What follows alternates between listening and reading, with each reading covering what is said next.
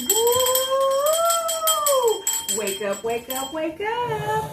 I am your host, Chantel, better known as Miss Recycle, and you are officially on the Wake Up and Smell the Coffee show, y'all. Infinity News, baby. Let's get it. Let's get it. Listen, today, okay, I noticed that they've been erasing my videos, okay? For whatever reason, going against community standards and whatever else, right? And I noticed that this the videos that Google not reading, okay? Because like I said, I'm gonna let the fact checkers fact check Google and not fact check me, okay? So that's what they've been doing. All the ones that I've been kind of reading off and speaking in, they're going back 3 years and whatever and erasing my videos, right? So I noticed that one of them that they erased was Strongholds. It was something about strongholds, how to get rid of them, and discernment, okay? They don't want you guys to have discernment, and they don't want you to know how to get rid of these strongholds, all right? But today, yeah, we're going to get right to it because, yeah, like I said, the fact checkers ain't going to be fact checking me. Fact check Google. Listen. Spiritual Strongholds. What is the biblical view? Published by God Questions. Answer. The word strongholds is found once in the New Testament, used metaphorically by Paul in a description of the Christian's spiritual battle. Though we walk in the flesh, we do not war according to the flesh, for the weapons of our warfare are not of the flesh, but divinely powerful for the destruction of fortresses. Strongholds, 2 Corinthians chapter 10 verses 3 to 4, NASB. This passage reveals the following facts about our warfare. 1. Our battle is not planned according to the way this world fights. Earthly stratagems are not our concern. 2. Our weapons are not physical, for our warfare is spiritual in nature. Rather than guns and tanks, our weapons are those of the full armor of God, and consist of the belt of truth buckled around your waist, with the breastplate of righteousness in place, and with your feet fitted with the readiness that comes from the gospel of peace. In addition to all this, take up the shield of faith, with which you can extinguish all the flaming arrows of the evil one. Take the helmet of salvation and the sword of the Spirit, which is the word of God, Ephesians chapter 6 verses 14 to 17. 3. Our power comes from God alone. 4. God's plan is to demolish spiritual strongholds. What are these strongholds, or fortifications, we face? In the very next verse, Paul interprets the metaphor. We demolish arguments and every pretension that sets itself up against the knowledge of God, and we take captive every thought to make it obedient to Christ, 2 Corinthians chapter 10 verse 5. Pay attention. The arguments are the philosophies, reasonings, and schemes of the world. The pretensions have to do with anything proud, man-centered, and self-confident. Here's the picture. The Christian, wearing his spiritual armor and bearing his spiritual weapons, sets out to conquer the world for Christ, but he soon finds obstacles. The enemy has erected strongly fortified garrisons to resist the truth and thwart God's plan of redemption. There is the fortress of human reasoning, reinforced with many subtle arguments and the pretense of logic. There is the castle of passion, with flaming battlements defended by lust, pleasure, and greed. And there is the pinnacle of pride, in which the human heart sits enthroned and revels in thoughts of its own excellence and sufficiency. The enemy is firmly entrenched. These strongholds have been guarded for thousands of years, presenting a great wall of resistance to the truth. None of this deters the Christian warrior, however. Using the weapons of God's choosing, he attacks the strongholds, and by the miraculous power of Christ, the walls are breached, and the bastions of sin and error are battered down. The victorious Christian enters the ruins and leads captive, as it were, every false theory and every human philosophy that had once proudly asserted its independence from God. If this sounds a lot like Joshua fighting the Battle of Jericho, you're right. What a great illustration of spiritual truth that story is, Joshua chapter 6. Sharing the gospel is not the only time we see resistance. We can also face demonic strongholds in our own lives, in our families, and even in our churches. Anyone who has fought an addiction, struggled with pride, or had to flee youthful lusts knows that sin, a lack of faith, and a worldly outlook on life are indeed strongholds. That is a stronghold.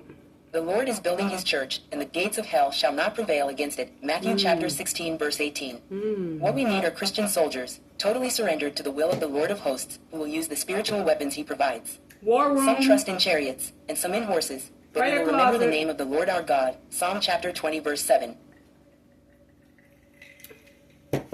Listen. We do not wrestle with flesh and blood, okay? We wrestle with principalities. Right? That means, some people ain't got no principles. They don't have no morals. They don't have any values. They don't have like love for anyone. They don't have what do you call it, empathy or sympathy, okay, things like that. So they'll just do anything to you to hurt you, to try to destroy you or get rid of you. And I remember somebody asked me, you know, why do you eat in all of your videos, right? Because the Most High told me that he's going to prepare a table before my enemies, right? And they're going to watch me eat. And they're going to watch me drink too. Because guess what? They tried to take away my appetite. All right? I lost so much weight at one point in time. I was looking sick. My stomach was out to there, and my legs and whatever was just skinny. I was looking crazy, y'all. I've never been a out of proportion woman. I've always had a nice figure, okay? And when I got with this demon was doing so much witchcraft, so many spells and things like that on me. Not just him, his family too, his mother, brother, sister, uncle, cousin, from what I'm discovering. They all joined in, okay? And in agreement, right? And they were doing things against me. Excuse me. So, once I recovered, the Most High told me, I'm going to prepare a table before your enemies, and I'm going to allow them to watch you eat, because their major thing was to stop me from eating. I believe they was trying to kill me. They were trying to kill me. I wasn't drinking water. I wasn't eating. It was crazy, y'all. It was crazy. And then I'll never forget, one day we're sitting around and I'm drinking some water, right? The little mother scruncher had a nerve to say, oh, you drink water? You drink water now? I'm like, what? I've been drinking water, but when I got with you, I stopped. And you watched me for years going without drinking water consistently like I should have been. Every day drinking water, I was not doing that. Okay? Even though we don't need this water to live, we need fluids, okay? So coconut water, things like that. You know, we need water, some type of water from your fruit or what. I wasn't drinking anything barely, okay? I barely was eating. All right? My son used to get so upset with me because he's a chef and he used to cook all the time. And he would wake up and see that my plate, full plate in the microwave that I didn't even touch. Okay? He's gonna be like, Mom, what happened? Why you didn't eat your food? He told me like, Mom, I was starting to get offended. I said, no, baby, it wasn't you. These demons, this warlock, okay, was casting spells over me and causing me to lose my appetite. Now, I'll never forget, it was an apartment that I just moved in, okay? Nothing was on the walls. Nothing was on the cat. This mother scruncher drew something on the wall and put his blood on it. Now, what he drew on the wall looked like a body. You know how you do a stick person? And then took his blood and put some blood on it. I'll never forget, I found a candle, right, with a toothpick in it. And it had like a piece of gum on top of it, red gum, like Big Red or whatever. It was red gum, and the gum was in the shape of a heart. So he had a shape of a heart stuck into a toothpick that he stuck into a candle. And when I look, I'm like, wow, this actually looks like the shape of a heart stuck into a toothpick. And when I mentioned it to him, I'm like, wow, like you really like, wow. He's like, what? What are you talking about? Start laughing, right?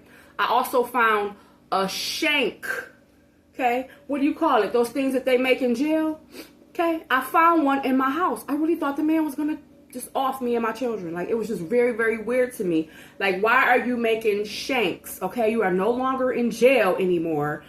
Why are you making shanks, okay?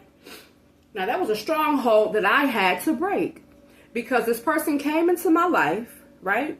Had me under the impression that, you know, like they were my soulmate. You know what I'm saying? Like, it was crazy because I was single. Ooh, I was single for a long time. I was living my life, having so much fun. But, you know, it was God's plan. God did this. I didn't do that. God did that. You know, and God did it for a reason because these people needed to be taken down. These people needed to be exposed. Okay? And I guess the Most High felt as though I was the strongest person that was able to endure this abuse, right? I went through it, and I lived it. I lived it, and I survived it, all right? Actually, be on the lookout for my book called Surviving Warlocks, all right? Baby, I survived that warlock. Yes, I did. Yes, and when I tell you men do magic, men cast spells, Oh, yes, they do. I would have never, ever thought in a million years. See, they got us thinking that only women do it. They have you thinking that only women play with witchcraft and magic and all. No, men do it too. Men do it too. And I'm starting to think or discover that men do it more than women do. When you find a man who's with like this gorgeous drop dead and he's looking like, 9 times out of 10, he used witchcraft to get her.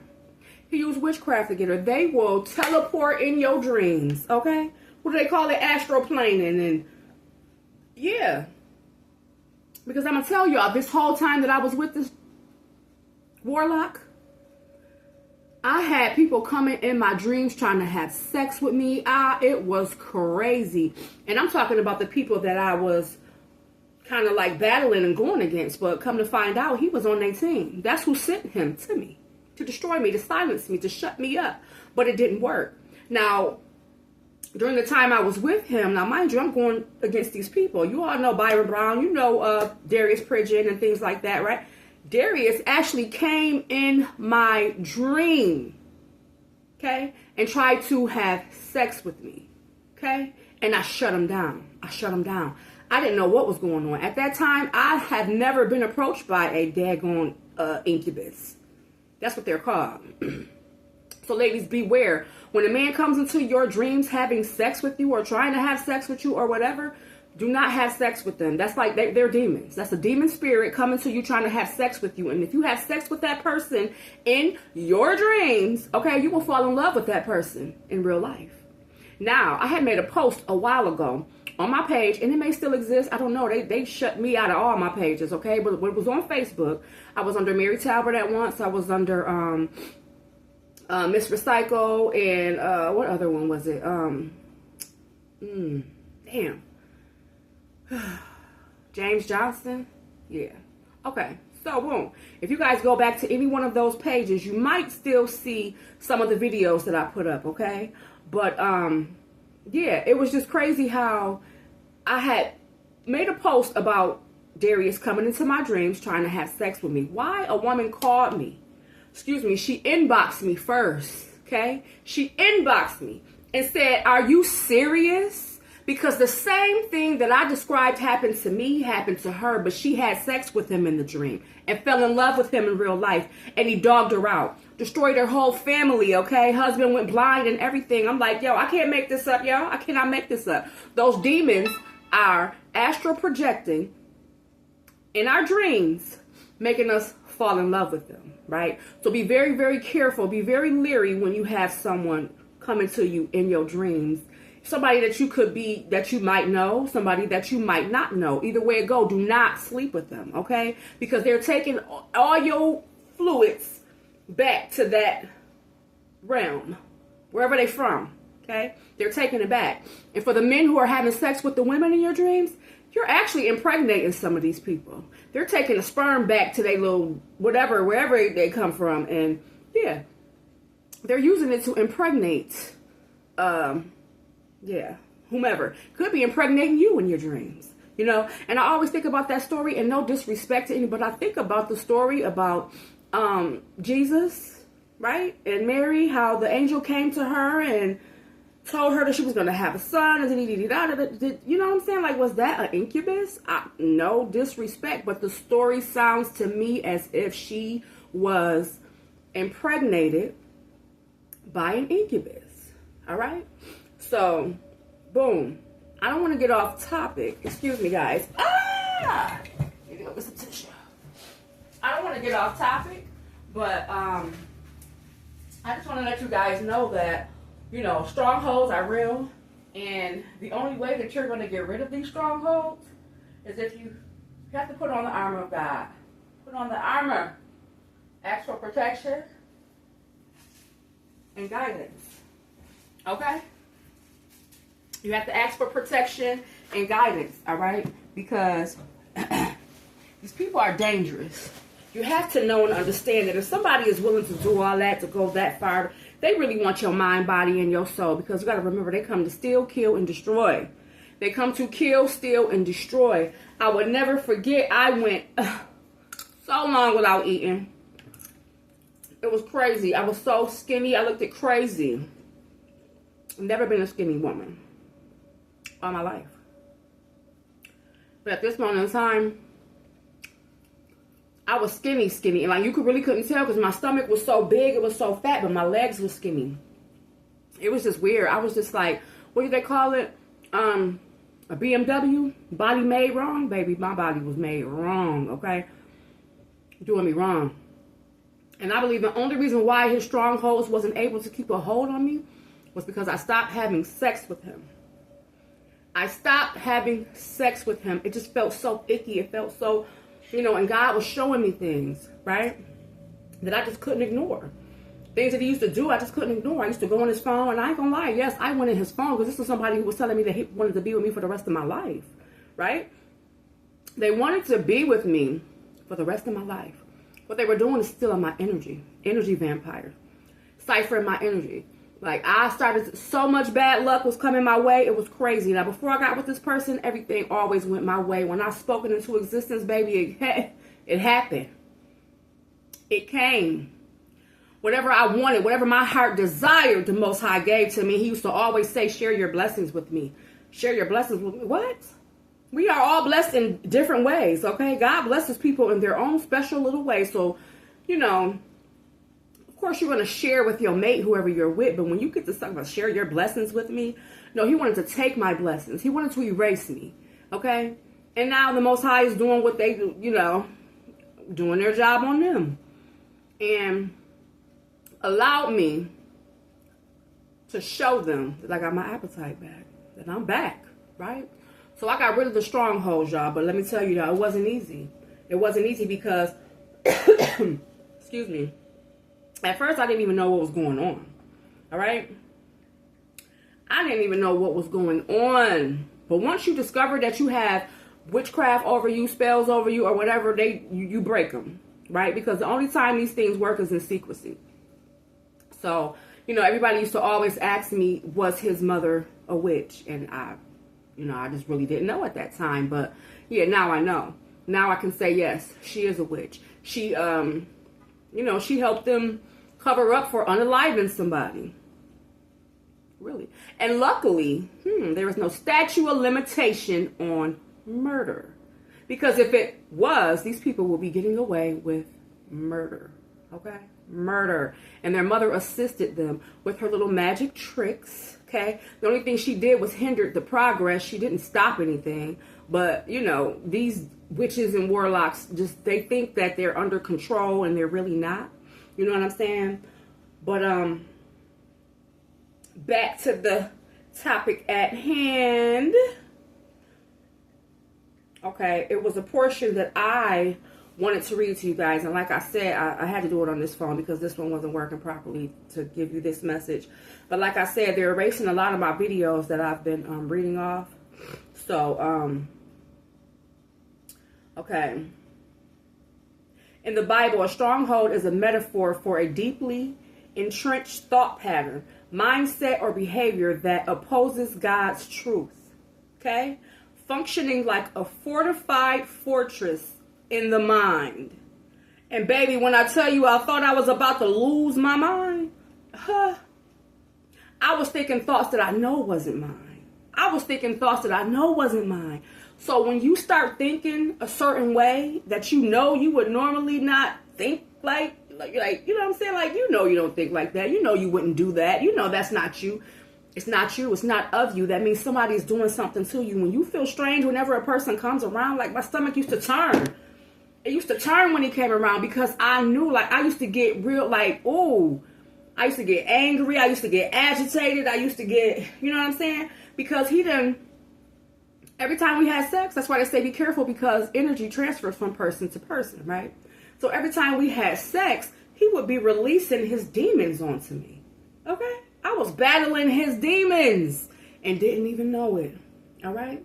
But luckily, like I said, born and raised in church, Mount Olive Baptist Church, rest in peace to my great-grandfather, Reverend James B. Benton, baby. Listen, born and raised in church. And luckily, I ain't even going to say I was paying attention. Subconsciously, I was listening, okay? Because I used to fall asleep in church all the time. The only reason why I liked going to church was to hear the choir sing. All right? I sing Because I'm happy. Baby, I used to love the songs, okay? I'd be, woo, yeah, little girl, but I'm loving them songs. I'm going, you know, that was my favorite part. Now, as soon as the choir, all that singing was over, I'm nodding. I'm asleep. I'm out. The only time I woke up was when I heard the preacher screaming, ah, ah, and okay? For real though, because my great-grandfather was the pastor, and then he ordained, Pastor Gillison, William Gillison, I believe. So, yeah, so for a short portion of time, I was, you know, listening to my grandfather in church, great-grandfather, excuse me. And then that was when Gillison came in, and he moved from Chelsea Street down the street to, I guess it's Mount Olive Drive or whatever. But, yeah, he ended up building a brand new church or whatever. But, yeah, and actually took my great-grandfather's picture down. I wonder if his picture ever got put back up, because I did mention it to him when I went to go visit. I think it was for a funeral or something like that. And I noticed that my great-grandfather's picture wasn't up in the hallway like it used to be. Like when he first got to church, he represented. He put my great-grandfather picture up, and as soon as you walked in, you saw that picture, right? So then when I go to visit or whatever, I think it was a visit or a funeral or something like that, and I noticed that my great-grandfather's picture wasn't up. So then when I brought it to Reverend Gillison's attention, he snapped at me and was like, well, if you came to church more often, maybe the picture will still be up. I'm like, wow, this is the man who ordained you. What does me coming to church have to do with his picture remaining up in this building? Out of respect. R-E-S-P-C-T.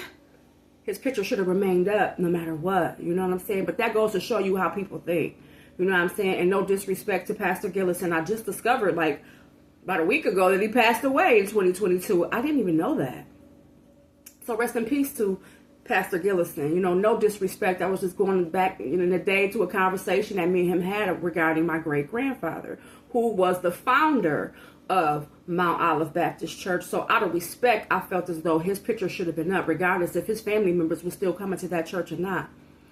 So, you know, anywho, I just wanted to come up on here and let you guys know, you know, that they're tearing my videos apart, all right? They're tearing them down because they don't want this information to get out to you guys, okay? Because I believe that the reason why the Most High, the Almighty, my mother and father allowed me to go through this, right, and survive it is because I needed to be a spokesperson for people like me, people from the hood, people who, yeah, we ghetto fabulous, okay? I was, ghetto girl, straight from the hood, all right? But I never lost my knowledge of the Most High, right? Born and raised in a Baptist church. Baptist is another word for Gnosis, Gnosis, knowing, right? So this is why a lot of the teachings that my great-grandfather taught, and I want to do a story time on him too, because it's deep how he ended up losing his status in the church because of a situation that occurred, y'all. I really want to do a story time about that, and I think that's what I'll probably do, you know, real soon, because I want to get it out there. Like, all the curses in my family need to be broken, and if we don't acknowledge what happened in our family, it'll never be broken. We can't just keep tucking things like this under the rug because it'll never go away. It's not going to go away on its own. We have to rebuke these things. We have to declare and decree that our riches on heaven be granted to us on earth. We have to acknowledge what happened so that we can break the spells and the curses that has been following behind. Because they say curses go from 4 generations over, right? And the sins of the father falls onto the children, right? That was my great-grandfather. So the sins of him, right, can fall onto his children. And guess what? I'm a curse breaker, baby. Demon slayer, baby. Yeah. And I don't even got to fight myself because the Most High said I will fight for you. Lay your burdens down and allow me to fight for you. And that's what I did. And that's what I do. I wish I would have learned this a long time ago because it would have stopped a whole lot of physical fighting. Okay? Okay? A whole lot of physical wars. It would have stopped. I would have just, you know, God, get him. Get him, God. That's what I say now. Get them, God. I'm not fighting nobody, baby. My armor is on, so that means I'm protected. I don't have to get out here and fight you, and there's no way I can fight a physical, a physical, spiritual battle with physical weapons. There's no way. There's no way that I can fight a spiritual battle with physical weapons, and I'm not even going to try. I'm going to let my Most High fight for me, because that's what my Most High said my Most High would do, and that's what's up, y'all. So I just wanted to come to you guys today and let you know that they're taking my videos down, and slowly but surely I will be doing more videos to bring them back to life. Okay, the next one will be on discernment. We have to have discernment. Okay, that means you have to see these things. When you feel something in your gut, I always tell my children, follow your gut. When you are going in a certain direction and your gut just starts spinning and turning and bouncing, that means turn around. Go the other way. Don't go that way. Follow your gut. God speaks to you through our gut. This is why they tried to destroy my gut, too. It's another story. They really tried to destroy my gut, because I had this minion in my ear asking me, what are your, do you have any resentments? Do you have any resentments? Where does your strength come from? Okay? Where does your strength come from? My dumb butt, I'm just telling everything, thinking I'm so in love. Oh, this man just like me. Black power, black power. No. Fucking agent. Okay? He was a freaking agent that they sent to silence me. Sent to kill me, if you ask me. Alright? Because like I said, there's no way in heavens that I never had an incubus come to me in my life to sleep with me in my dreams until I got with this man. So it was like he opened up the door. Right? And it allowed these people to come in, because I never liked it to have company. Like, I was always like, it was my little circle that I had. And then I even stopped messing with my little circle. My circle, who I've always messed with, like grasshopper type circles, just faded away. It was like, I don't know if I was going through so much, they never seen me like that. So when my friend heard me crying, she like, what? I've never heard you cry before. I was never a crier. I never was a crier, but guess what? This motherfucker taught me how to cry, and I had to cry to the Most High, okay? And that's what it was all about. I was suppressing everything. I was fighting these spiritual battles with these physical weapons, and I really thought I was doing something. But no, baby. He showed me what I got with this one. It's way deeper, because they were wrapped in this demonic practices, okay? Demonic practices. It's called what? Destiny swapping, right? You have strongholds, okay, where they try to manipulate you. And then when a person wants to have sex with you on your period, like niggas really eating blood, you want to eat somebody out on their period, that's nasty. To me, that is so nasty. Like, and it was like he was defiling our bedroom, and I just did not let him. I would not let him. Like certain stuff. He used to ask me not to wash up before I went to bed. Now I'm coming to find out that these demons like a certain smell. Okay?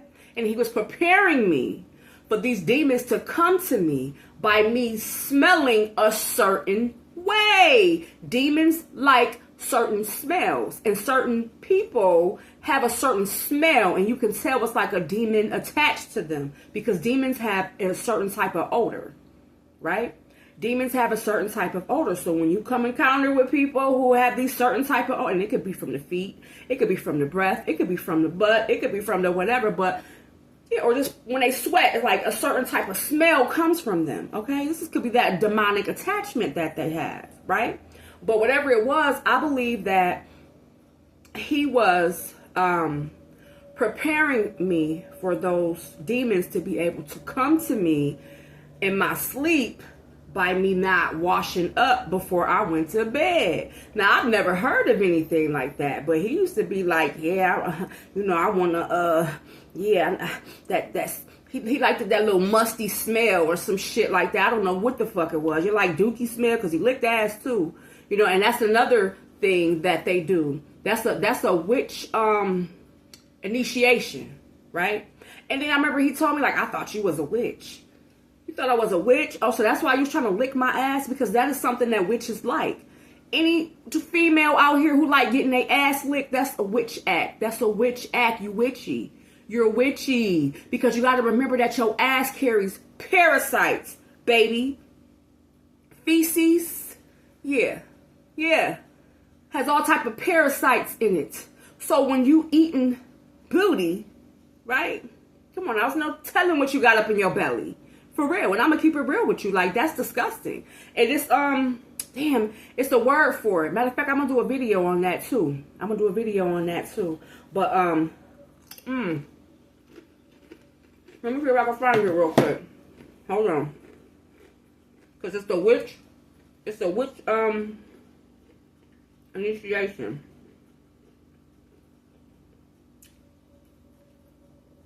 It's a witch initiation. Okay. Ass kissing a witch. Ass kissing the devil. Actually, they say the devil. That's how they greet the devil. Osculum infame. It's called Osculum infame. OSCULUMINFAME. Can't make this shit up. And what is it? Name means the shameful kiss or the kiss of shame, since it involved kissing the devil's anus, his other mouth. Yeah. Paying the devil homage. Witches do it too. So he thought I was a witch, and he thought he would be paying me homage by kissing or licking my ass. But I didn't like it. I don't like that. Because I can't kiss somebody who's licking booty, whether it's mine or not. No. I don't agree with that. I barely like to kiss a man who licks on my and want to come up and kiss me. I don't like that either. I'm going to keep it so real with you. Like, and I think that's an insult women do. I think that's disrespectful when men do that. You know what I'm saying? Because do they allow you to kiss them after you nibble on their kibbles? All right. Thank you. So some do though. And then I find that some men like to sleep behind other men. Have y'all ever noticed that you could be single for a very, very long time and no one in this world might not even try to holler at you, okay? Because you're single. They thinking, oh, no, nobody want her. Soon as you get a man, right? You got niggas coming out the woodwork trying to holler at you, right? And to me, it's like, okay, you know I got a man, so you know 9 times out of 10 we're having unprotected sex and he's just unloading in me, right? But they still want to mess with you. They go down on you and all that. So I'm like, do these niggas like sperm or something? They like to drink other niggas' sperm or something? Because if you're messing with a female and you know that she has a man, you're nasty. You're nasty. And I know you're performing all type of acts on her. She has a man who is unloading in her, and you're literally going down on her. So what you doing? You sucking the nigga D's. You sucking on that nigga D's. You might as well be. You drinking his cum. Nasty niggas. I'm telling you, some of these dudes is so nasty out here. Excuse me. And we as women have to use discernment. Discernment. Stop letting these fools in our home. Around our children. You know how many of these women have been getting killed out here? It's a shame.